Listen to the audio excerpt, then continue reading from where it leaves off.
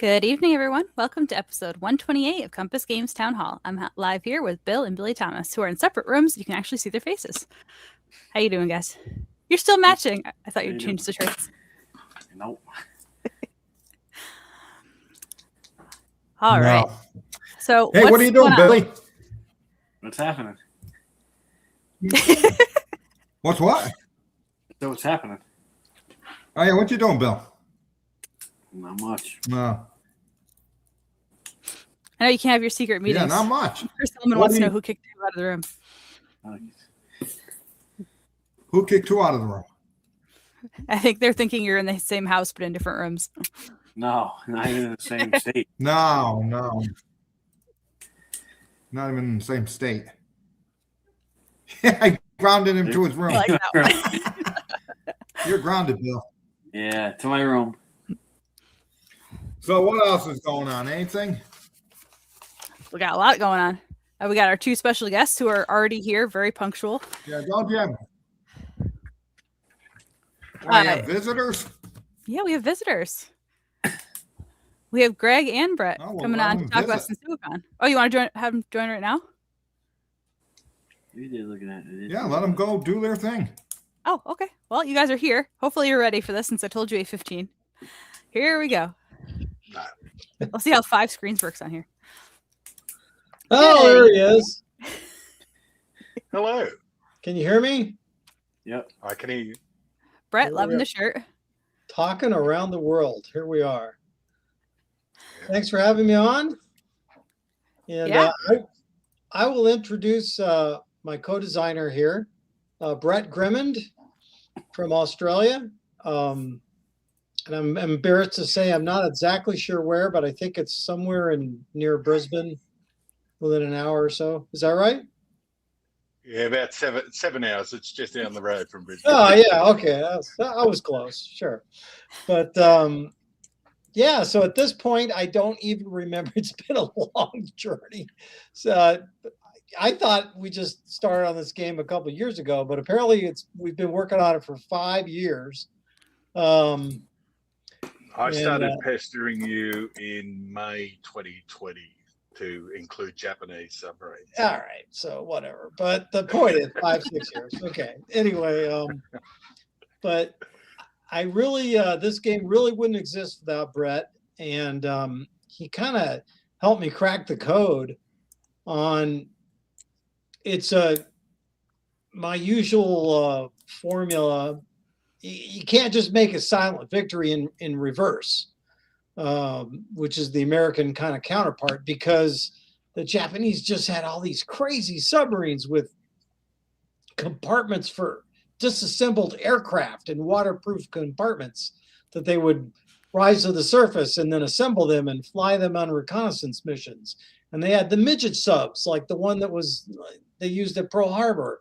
And they actually used them other places too, Sydney, I believe, and Cyprus. Anyway, and then later in the war, they had the suicide not midgets, they're suicide torpedoes with actual guy driving the thing. It's just insane. So Brett came up with the concept of doing modules. And so it's sort of a combination of, you have sort of more of a operational level mission going on, but then you drill down to more of a tactical situation, and you use whatever module that applies to the submarine you currently have. So if you have a midget submarine, then you go to the midget module. Or if you have an aircraft equipped submarine, you go to the aircraft module. So the bad news is there's like 55 charts or something ridiculous like that. But not many you play at the same time. But the good news is you use very few of those at any one given time, depending on what kind of submarine you have. And I actually made a joke earlier today, Bill. You'd like this, that and it wasn't a joke at the time. Because of you had reprimanded me for some of my chart numbering, and I forget what game it was even, but so I actually built this huge matrix for Sensuikan of all the different chart numbers and where they were and what they were numbered as, just to be sure I didn't duplicate any and I didn't have any gaps or holes. And actually, that was a pretty good exercise in organization. But part of the reason the sucker took 6 years, 5 years, is that a lot of work went into it. It's kind of like the submarine equivalent to Western Front Ice, if that puts it into perspective for anybody. So, but how did we even meet, Brett? I don't remember. Well, I was working night shift at the time, and I sent you a message thanking you profusely for building Raiders of the Deep, and not realizing that it was another bloke who built that, and on the basis of the Hunters, and we got to talking. Anyway, I just turned around and said, have you thought about doing Japanese submarines? Yeah. No, That then became the to and fro messages, and then finally you sent me a picture. Greg asked me my interview questions. It was long time ago. Many games, by the way, Greg. I've play tested a lot of games for you. Yeah, I seem to recall you doing some work on I don't know what it was. British. Well, you helped on British Tank Ace. I remember that. British Tank Ace, Panzer Ace, Soviet Tank Ace. Yeah, he's been helpful, but I just really appreciate, for the most part, just your concept of the modules. Plus, you had so much knowledge, and plus access to the local museums that had information, because you were there in theater, as it were. I still remember the blank look on your face when I rang you at about 2:00 my time. I was in the office at work, and it was AM in the morning because I was a shift worker at the time, and I suggested, hey, you've got to do something with these suicide torpedoes and midget subs, and recon planes. I was pretty ignorant about it, I have to admit. Even the picture on your rule book had a plane taking off from a submarine, and the absolute blank look when I pitched it to you, and I just went, I'm not making any traction here whatsoever, not one bit. Yeah. Glad it worked out. We actually worked together very well. To answer the question, this is Sensuikan really focuses on fleet submarines. Which would be the main. Usually they go out on 2-month patrols, some of them 3, some 4, but usually 2-month patrols, some less. And in fact, I got a question: why do you have a midget sub on the cover? And that's not a fleet submarine. Well, it's launched from a fleet submarine. And we have them in the game, so I didn't think it was really that much. And I just thought it was a really cool image for the cover. So we went with it, even though it's not literally a fleet submarine. It comes from part of a fleet submarine, I guess you would say. We don't really have the smaller subs, what you call Japanese Army. We don't really have the smaller subs that they kind of went towards later in the war. Yeah, we don't. We're just covering mainly the fleet submarines, which, trust me, was enough. I mean, there's I don't know, I think there's like 17 of them in the game. You have 17 different classes of sub, and then, oh, by the way, there's the midget sub as well. So that's the small one in the game, if you will. All the way up to the big, I-400s, which were the monster plane carriers, carried 3 aircraft. Yeah, that was the one that was supposed to go. We do have, you can go against the Panama Canal, which they planned on doing, but they never did. But you can do it in the game if you wish. But really, it's all the major fleet subs are covered, and that is the focus of the game. And we just didn't want to go to all the little smaller coastal subs and that kind of stuff that showed up later because it was enough as it was. Trust me. I mean, like I said, I think it's the submarine equivalent to Western Front Ace, for lack of a better example. The interesting thing about the game, Greg, is that it's like combining the hunters and the hunted together. You start at the beginning of the war and if you're lucky, you get to the end of the war in 1945. So it's a ginormous game. Yeah, and to answer Jeffrey's question here, supply operations are a special mission. There's a whole slew of special missions, and that's actually the kind of the heart of the game, really, because the Japanese viewed their submarines completely differently than we viewed American submarines. You know, our mission was to go out and just smash those merchants and sink all the shipping. And the Japanese actually viewed their submarine force as a combat multiplier for their main fleet. That was how they viewed, that was their doctrinal use. And of course that morphed as the war goes on, and no plan survives contact with the enemy, obviously.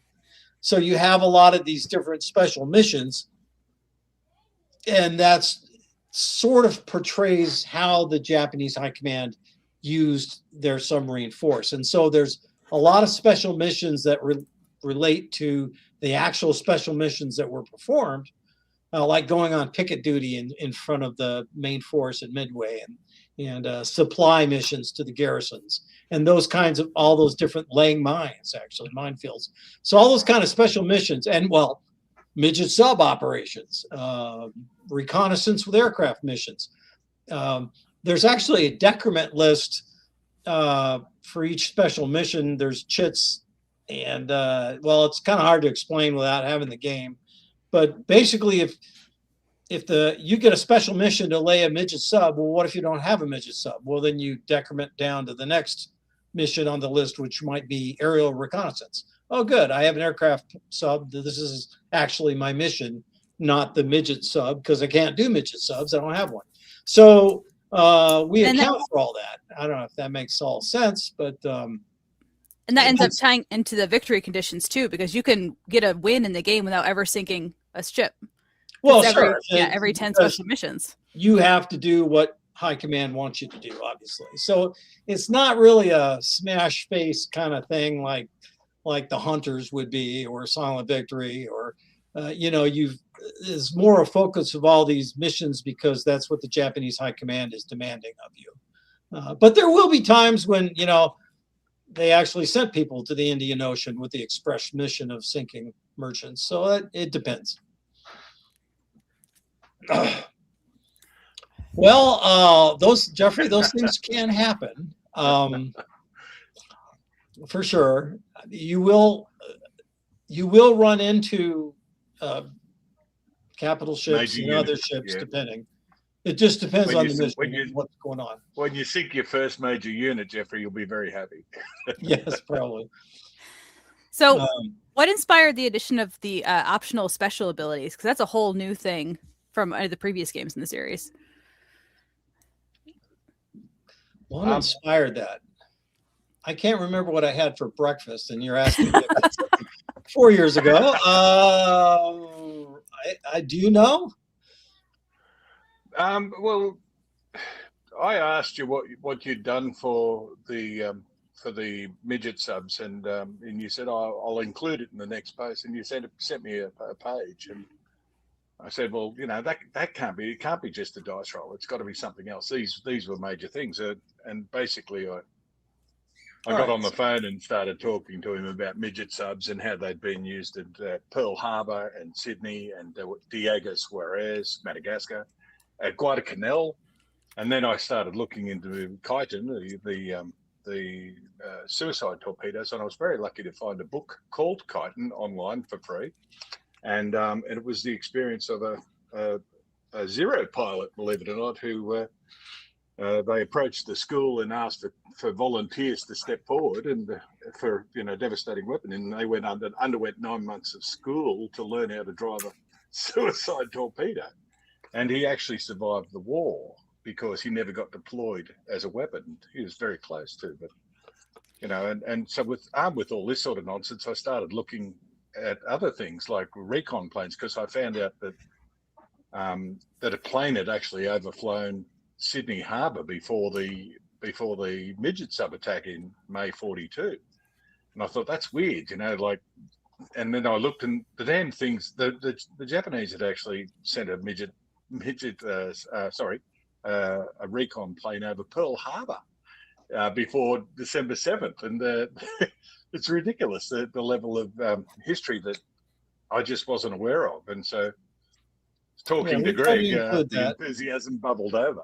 And well, and the extra special, to get back to the question specifically, some of those I'm pretty sure we went back and forth on some of these over time, and so we, I kind of wanted to like a game of tennis. Well, yeah, but we wanted certainly the goal was I wanted this to be the kind of the ne plus ultra of these submarine games. I mean, this is the last submarine game I might ever do. I don't know. I might do a British one yet in the future. But the point is, it's I wanted to have basically all the bells and whistles, and so I think might have been Brett came up with the idea, or maybe I did, and I asked him for some ideas to, we'd go back and forth and add to the list and made it. So it's just a nice optional rule. I think it adds another level of fun to the game, and again, that's what we're trying to do, is have fun, maybe learn a little history along the way. Definitely. So, I was fascinated by the Japanese subs that can launch and recover the aircraft. And I was curious. I'm like, why weren't they in the previous games? Like, did other nations just not have them? And when I was looking, it was like, it's Japan, and then France had one. And like, that's not a whole game there. That's so interesting that like over the course of the war, nobody else kind of got in on that. Yeah, it is funny because it is kind of a neat asset, or capability. But a pain in the butt too, I suppose. The Germans, I think, had plans to have an aircraft in a Rado 196 stored on one of their subs but they never built it anyway. Actually, I think Compass is doing a medevac game for Vietnam. We are. That's why it was funny. Sooner than you might think, Mike. It's sooner than you might think. Chris Selman's building it. It's a wonderful game. Yeah. So, that's right. I met Chris for the first time. I didn't. That was kind of nice to see him last November. But so I think this is. We certainly didn't. You might. I'm losing my train of thought, but basically, the point I was trying to make is that we didn't cut any corners on this, and it took a long time, but we put a lot into the game.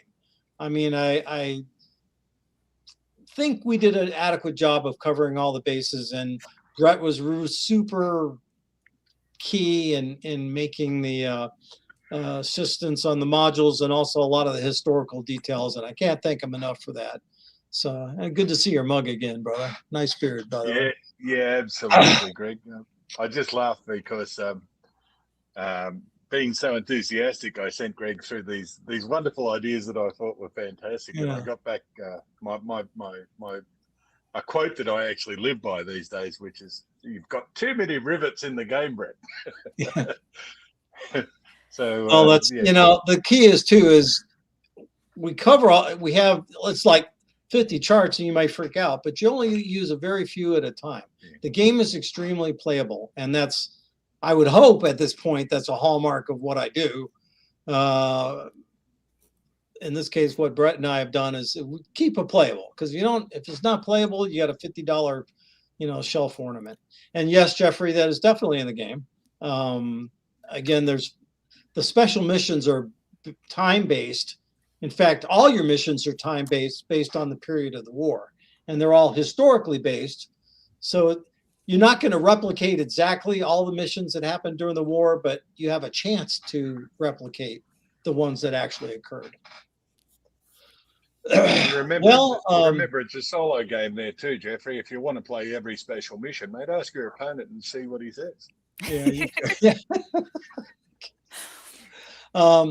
And so, Bruce, I would say it depends on if you got a lot going on. So, for example, if you're just on patrol, you could run a patrol in 10, 15 minutes. if you're dropping off a midget sub at Pearl Harbor, that mission's probably going to take you 20 minutes because you got to get to Pearl Harbor, you drop it off, and then you go into the midget sub module, you pull out the Pearl Harbor map, and you're tooling in past the torpedo nets and all that stuff. And that takes a little longer, but 10, 15 minutes for a single mission, full game, well, hard to answer because you go out for a couple months, you come back and you refit for a month. So that's 3. So each year would be like, so you could maybe get like 16. And then your submarine gets destroyed.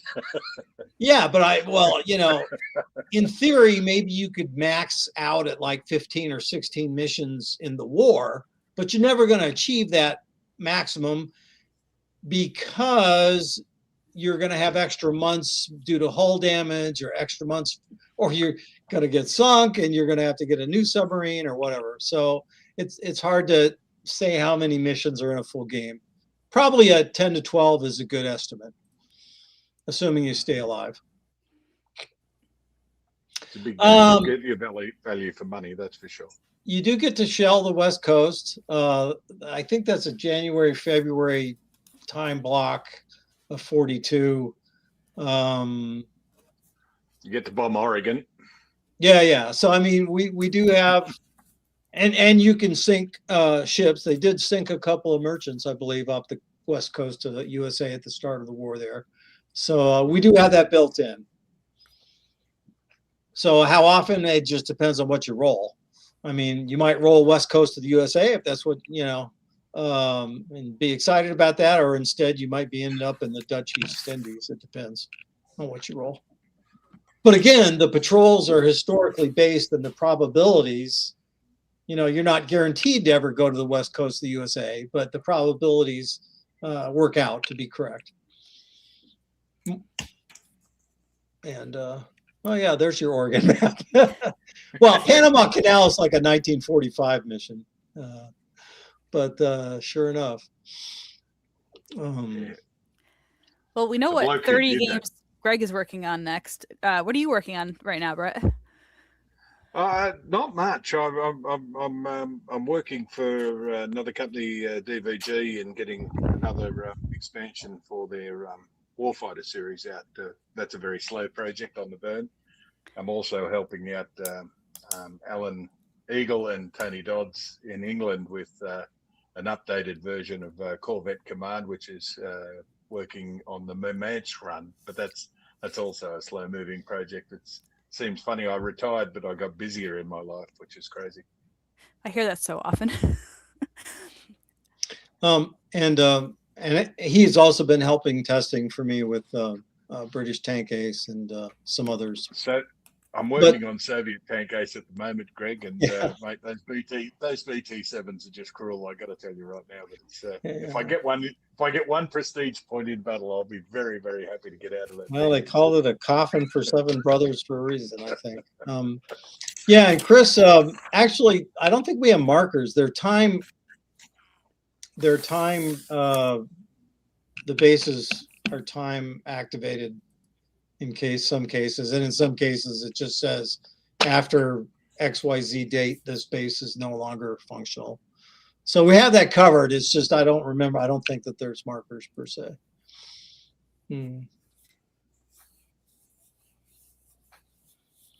Yeah, I would have to agree. It certainly feels very different than my other sub games. You're not just, like I said, not just going out there smashing face.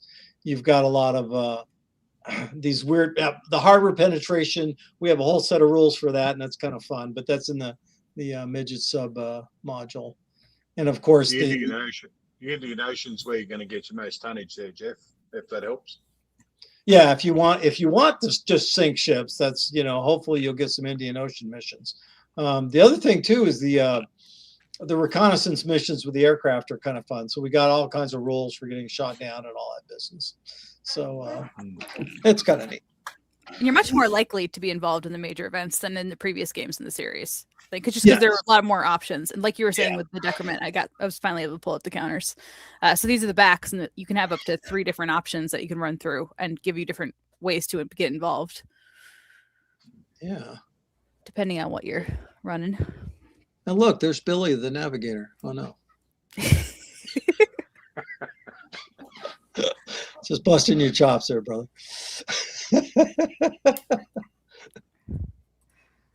Anyway. No,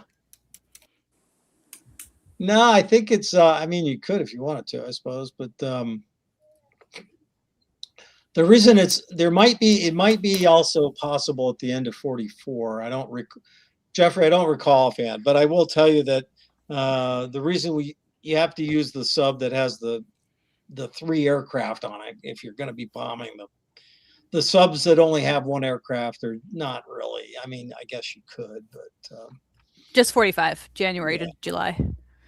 I mean, on the flip side, it is a solitaire game. If you want to, if you want to war game that, then knock yourself out. But as we try to sort of follow what would be historically more plausible, we've even got the insane supply missions from Japan to Europe and back. Oh yeah, we did do that. Where they actually cruised a couple of submarines. That's another special mission for you, which is a pretty tough one going to Europe. But anyway, so that is also in the game. Oh, good question, Chris. I think there's a couple sheets. It's like about 340 or something. I don't know.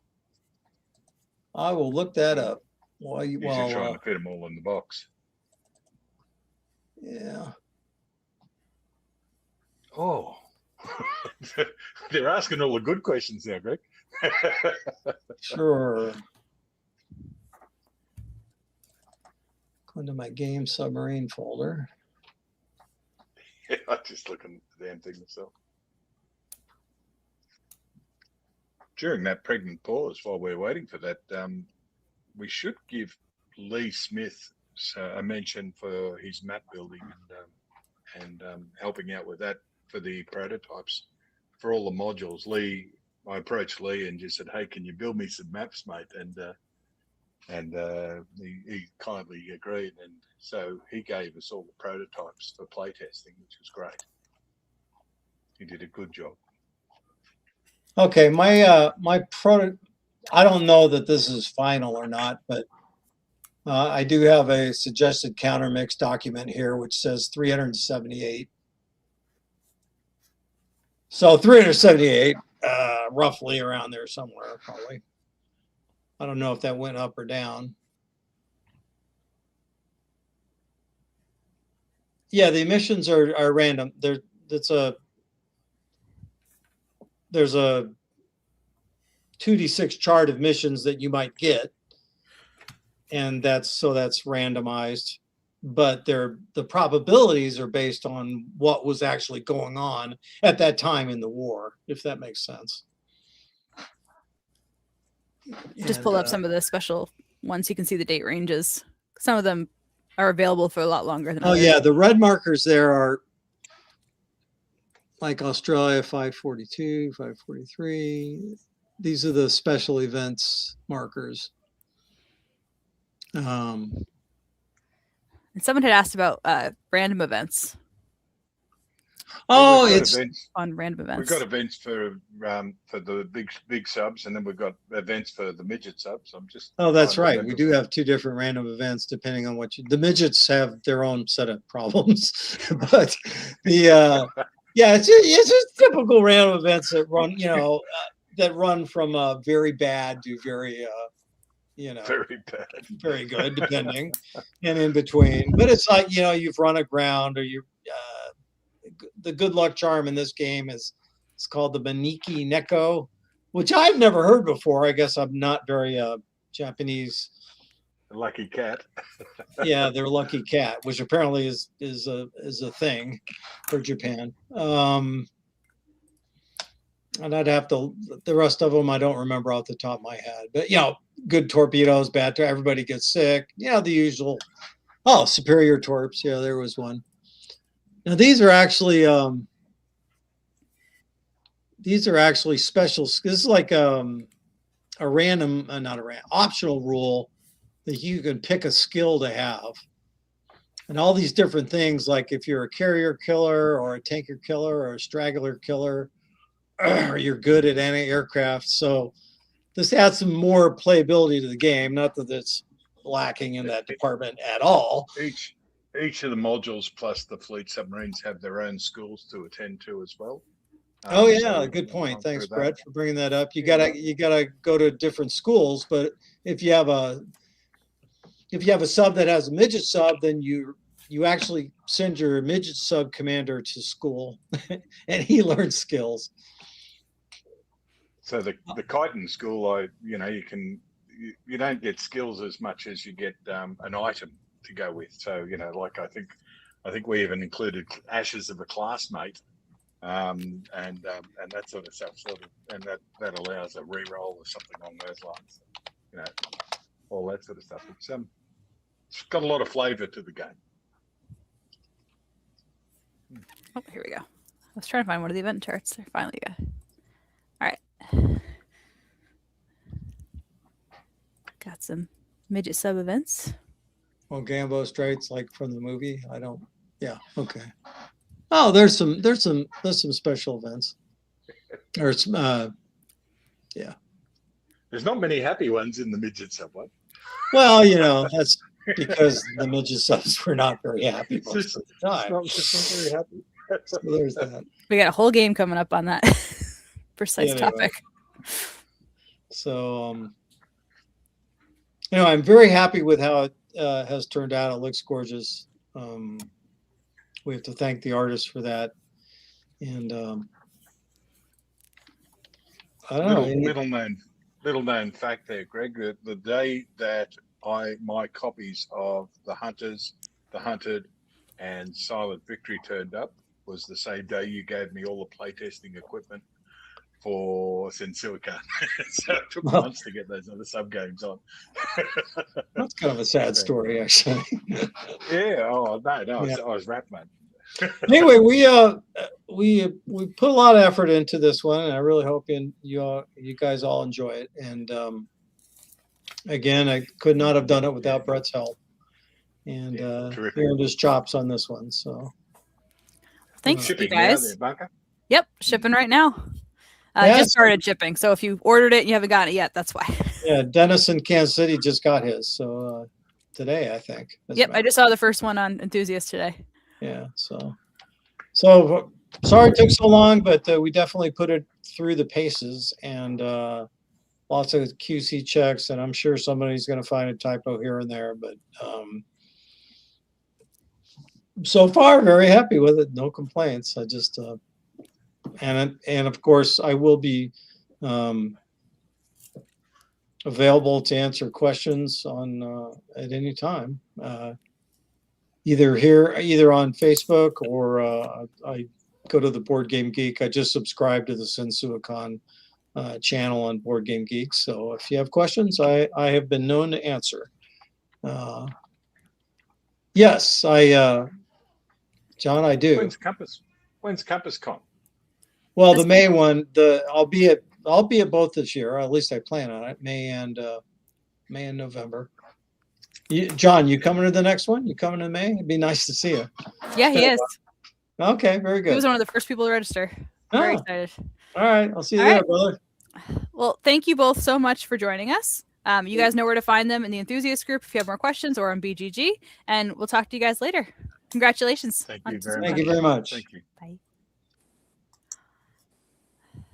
All right. And we're back. Yep, good job. You guys didn't say a single word. And you didn't even tell them to call them little person submarines. Come on. Every time I say midget submarine, I get told not to say that. Yeah. All right. So on the I don't know submarine why topic, it's their thing. Yeah, they're just allowed talk to. to myself. Yeah. It was their time, not mine. Okay. Well, on the topic of submarine games, John Day had asked about a Raiders of the Deep. Are we planning to do a reprint or another edition? It's out of stock.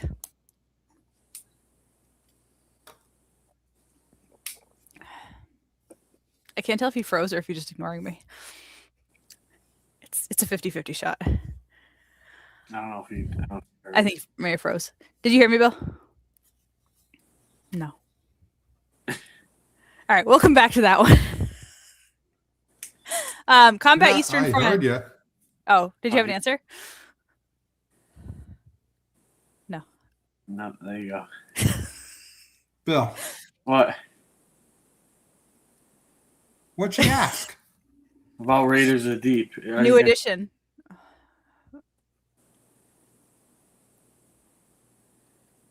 I don't know what you mean by that. Because it's out of stock. Are we doing a new edition? Oh, it would just be reprint. Are we doing a reprint or a new edition? We're We could do a new reprinting. edition. Okay. Yeah. Yeah, Bill's on top of that.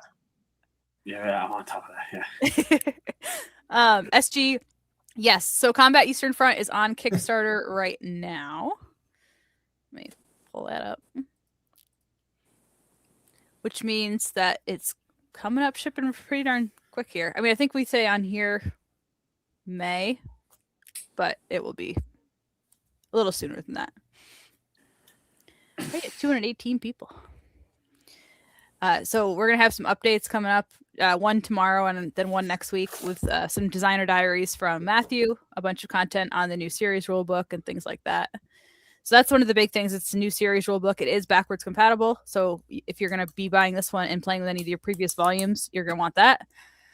You can check it out. The full PDF is available on issue, as we had a conversation earlier on how that's pronounced, if it ever loads. You guys know what this looks like. But fully streamlined, all new examples. A lot of things clarified in the line of sight rules. Artillery is significantly updated. And then I'll let Matthew go through all the other differences. But I think people are going to be really excited to try out the new series rules. And then we've got so many different combat games coming up soon. So we'll probably do a preview on what's coming up after that one. Chris, were we all frozen or was it just Bill? I thought it was just Bill, but apparently we all froze. So Robert Delaney, if you already paid later, you're fine. You don't need to join the Kickstarter. There's no difference between the two. It's whatever you prefer. The only time it might make a difference is if there's a Kickstarter where we have a bunch of add-ons that you want to bundle and save on shipping. But for this one, there's only 2 add-ons available, and you probably already have them if you're a combat player.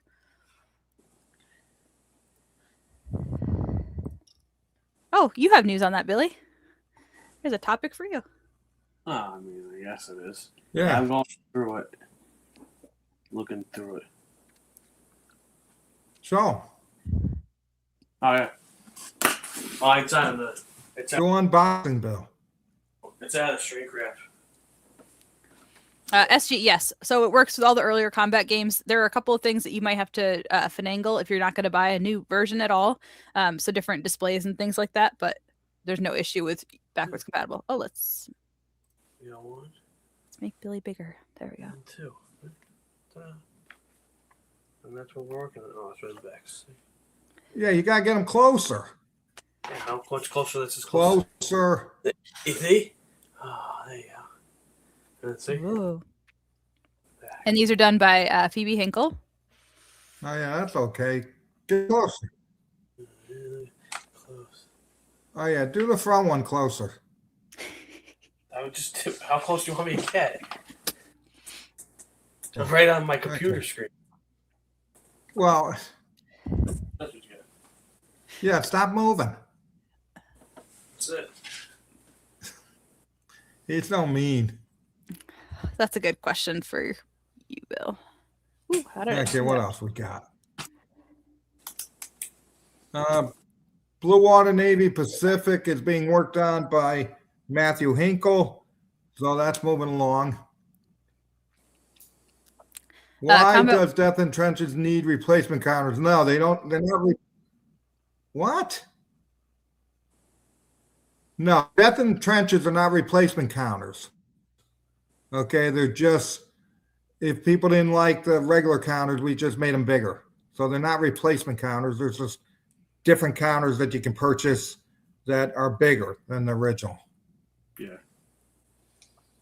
So the game plays fine with the counters you have. What else we got?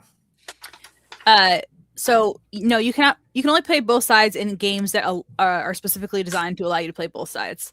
So that part, it doesn't come from the series rules. That one kind of comes more from the game specific rules. Is Combat 1 shipping before Eastern Front or with Eastern Front? That one's coming. I thought that was coming back February Well, 26th. no, yeah, Combat 1 is shipping next week, which will be before Eastern Front. But if you order it as through Kickstarter, then it all comes at the same time. But if you pre-ordered it, yes. Mr. Lincoln's War is going to be the next Kickstarter. So that's good news. Yes, so Death in Trenches, yes. The counters are for old people like us. Yep. Oh, yeah, look at that. Somebody had asked what Mr. Lincoln's were, so I figured you were about to ask for this. Yeah, the good news is the nasty comments for Great Hunger have calmed down, right, Bill? Yeah. Why would you jinx that? Why would you invite that energy back into our lives? So that, yeah, so that's good. I haven't gotten a nasty one in a long time. I got a few troubles, but they've been actually appropriate. What people have said. No, you got that one a week ago. That was like. No, but I got two lately that were fine. Yeah. That they disagreed, but they weren't swearing and acting like cursing creepers. You. Yeah, cursing my whole family. Remember that creep? Yeah. I like the one who that same guy who like insulted the picture of the guys from Expo, and I'm like, you could realize that those aren't employees. Like you're just yelling at random people. Oh, I didn't read that far. If that's the one. Yeah. Oh, because I banned them from the Facebook page like 30 seconds after it went up. Oh no, we got a guy who was who put a curse on my kids and my kid and my future kids and their future kids. Yeah, Bill's future kids and his future kids. Yeah, crazy. Volume 2, that one is not on add-ons because it's not going to be available when Eastern Front ships, right? Correct. I'll make sure I didn't miss anybody. I don't think we have Breakthrough Russia. I don't think anybody has that sample handy right now. But I can put that on the list for next time. No, but we have it on the website. Yeah. I can pull up just images. I thought people were looking for physical pictures. Which I guess everything's digital because you guys are viewing us on a screen. That didn't make any sense. Let me try to open this up separately. Some Breakthrough Russia. East Front Operational Quad. I know usually David White's the one that asked about that. That one's not shipping yet, right? Or shipping over to us. That one's still over. Yeah, no, the boxes we had to redo. Yeah. Is the pre-order for Compass is available? Yeah. SG, it'll be back on the website as soon as the Kickstarter ends. Oh, yeah, I probably did. Right, Bill? We would get calls for all these Irish newspapers and radios, and the BBC called me. It was quite the time. I mean, it literally just ended probably a week and a half ago. Yeah, Great Hunger. I haven't heard anything in about a week. Trouble still comes in though. I had somebody, but I got bored with it. I said, no, I'm not doing anymore. I got like 3 or 4 that I just said, no, I'm tired. Yeah. We do actually have a Civil War potentially coming up. It's not signed yet, but we're looking at one. It's with a really simple system that we liked, but we had another game at the same complexity level coming at the same time. So we asked them to look at some other conflicts that it would fit with. And we all kind of voted on Irish Civil War at the time. And that was a couple weeks before all this stuff went down. It's a great thirst, you guys.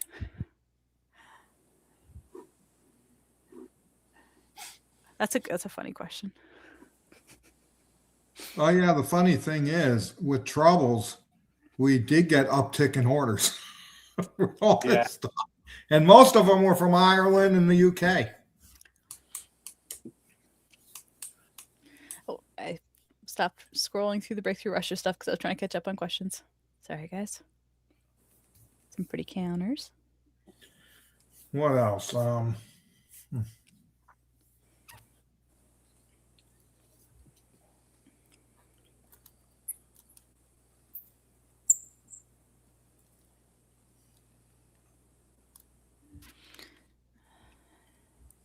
trying to think. I mean, Paperwars 112 has been mailed. That was a long time ago.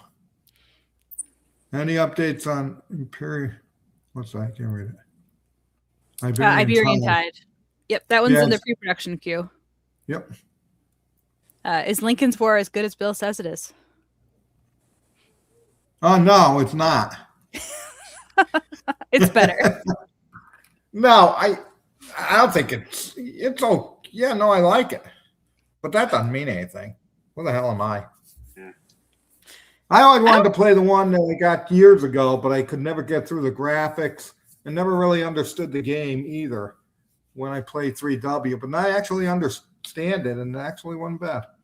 But that's that. Battle Hymn 2. Any chance of any further? No. That's a negative. So that series, I think, is ending with Battle Hymn 2. Somebody had asked about Brothers at War 1861. I couldn't remember if that was... Yeah, that's at the printer still. It's done. It's at the printers, ready to come over. And now they have Chinese holiday New Year over there.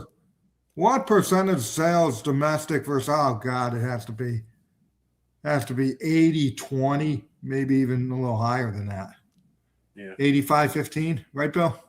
Yeah, it's not much. Yeah, what happens is, here's what happens. We get a lot of direct orders from US. Yeah. Okay. Not very many from overseas. But where overseas makes, so I guess I'm wrong. I guess probably 70-30 because we got a lot of overseas distributors. Right, Bill? And that way more than we get in America. The foreign language editions, too. Yeah, that's true. Yeah, but we saw most distributors. I would say direct orders are probably 90-10. Maybe 95. Okay, distributors are about 70-30 going the other way. Yeah. I agree. Yeah, we get a lot of and it's all because of the shipping and the customs and all that other stuff. But we get a lot from we've got distributors like Second Chance. It's funny. I haven't thought about that in years, but yeah, that's crazy. But we're doing a lot more licensing with the language editions now. We have a lot of Chinese language editions, and we have Russian and Greek. Yeah, that's a good point too. Because those don't count for those numbers because it's another company making it, but our games are out there a lot more. Correct. Yes. Correct. Prelude to Revolution. I need to check in with Mike Wilner again. That should have at least one more game. Iron Armor is going to World War II. So that is happening. Right, Bill? They're really Yeah. busy with BAR and Korea right now, but yes.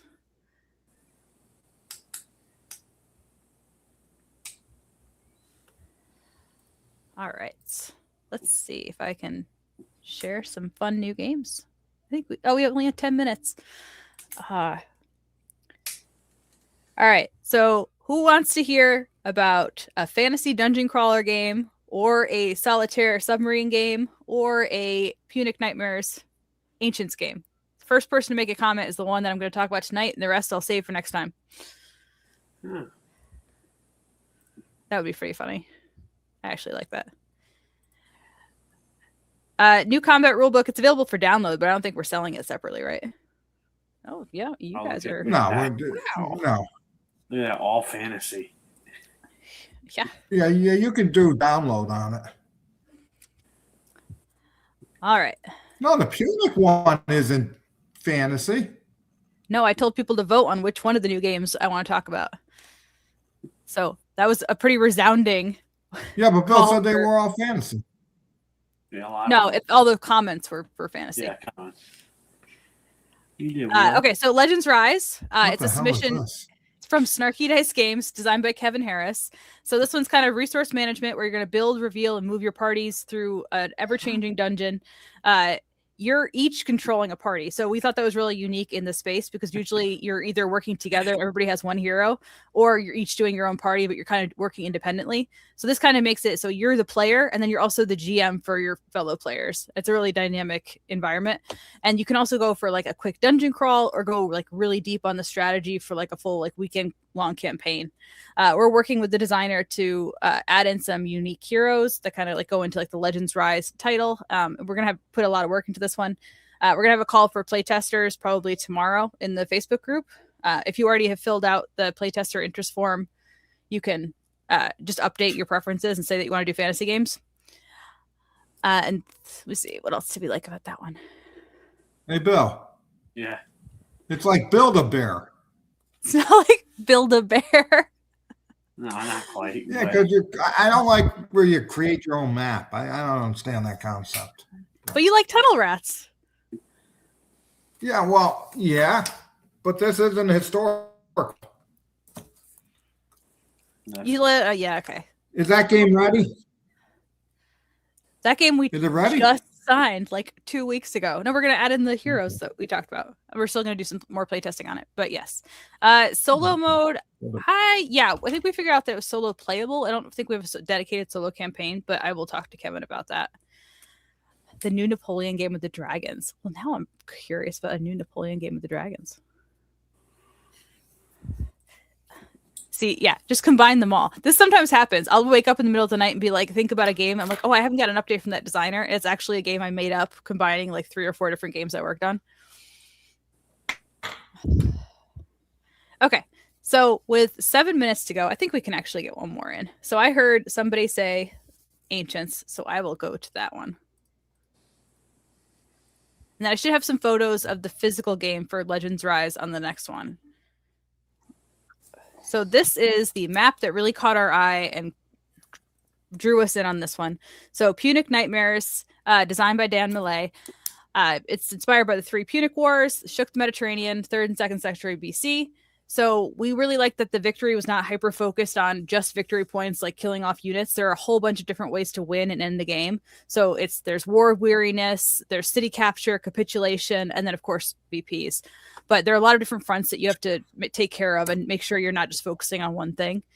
We also really like that it was kind of a broad scope approach. So it goes outside the microcosm of Rome versus Carthage, and you got the influence of 6 outside powers that you need to maintain relationships with and curry favor with to get their special abilities and their units. It's card assisted, not card driven. So you each have your own tactic card decks, but it's not completely driven by those cards. And then we really like the smooth learning curve. So there's kind of a grid, and it's like your first couple games, you use these rules, and then you unlock these rules, and then so on up to your 4th and 5th game, which you're playing with everything. So it's kind of like that John Southard approach where you start with a couple of rules, you get into it, and then you add more in, so it's not as intimidating and easier to get into. Bill liked this one. You like that one, Bill? I did, yeah. I like the map. I really like the map, yeah. I like the use of the dice for the units. So instead of, because there's a bunch of different steps to the units, either use dice to represent it instead of having to swap out counters whenever you flip them. It's another fun one. Woo, that was zooming.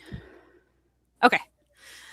And then I will get to our 3rd one next time because we only have 5 minutes left. Let me see if I missed any questions. SG, you can download the new rulebook right on the Kickstarter page. Right now, you can only view it. Julian's going to add the download button next week, but you can view it right on the Kickstarter page. Combat Belter. See, you are the 5th person independently in the last week who has brought up the idea of combat sci-fi. And I feel like Bill brought that up on a live stream, and Matthew had already thought of it at one point. We gotta get that back on the list. But yeah, Belter's really coming along. I'm getting towards the advanced rules on that. Tank Leader is with Matthew. Yeah, how was that, Brittany? What, Belter? Yeah. I'm liking it. I have a bunch of questions that make me sound like a bloodthirsty space pirate, but so far it seems like it's gonna be a really fun game. You did. Oh, great. Well, there are like a bunch of combat rules, and it's like, if the people are jettisoned out into space, like someone can rescue them like on the next turn. I'm like, so can you like kill off your opponent's ships, then go take their people and like commandeer them as crew members? Like, can you take over ships if their crew dies? Like, I was really, really violent this week. She really gets into this stuff, though. Yeah, she does. Billy. She does. Yeah, she does. Yeah, she really gets into this. Half the times I don't even know what she's saying. No, I don't even know. It just goes in one ear out the other. But she's so bubbly that. Yeah. Enthusiasm contagious. So Chris, Matthew's getting to that after he's got a couple of naval games that he's working on kind of in a row because it's easier to stay in theme and then getting over to Tank Leader. But really, Tank Leader is not starting from scratch. I had done the pre-production review on that before. It was like 600 some odd changes. It's mostly going through and making sure all those changes were made and that they make sense, because the original game had so many different people working on it and they were all changing files at the same time. So you kind of had to figure out overall whose voice was the predominant one and get everybody else aligned on that.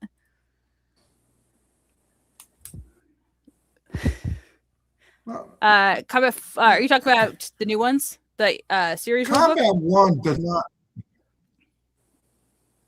Yeah, that.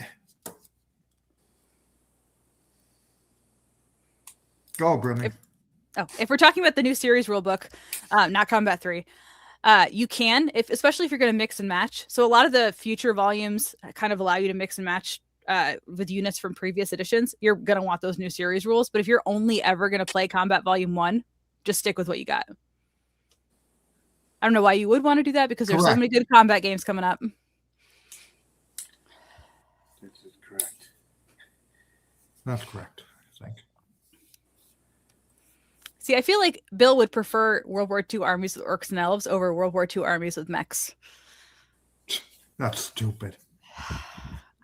Don't even come. I can't even get there. All right. Okay, what did you give away, Bill? Yeah, what are we giving away? That's got to be Battlehunt, no? Or Paper Wars 112. Did we do Paper Wars 112? I assume it's one of those two. I thought we did Battlehunt. Pick it, Bill. Brittany picks it. Yeah, you pick it, Billy. Do 112. All right, 112. Brittany picks it. All right, so everybody, if you did. have not gotten in your hashtag town halls, make sure you do that right now. It suits what he was talking about, too, so it works out. Somewhat. Yeah, we're on theme. Boring. 30 of you don't want a free game? It Guys. is boring. Greg and Brett are going to be offended that 30 of you don't want a free copy. All right. Everybody getting in there? I'm about to hit the draw button. What country can we find for somebody to win a free game from? Yeah, that'd be U.S. No, you know how No. to think of it? I hope it's Ireland.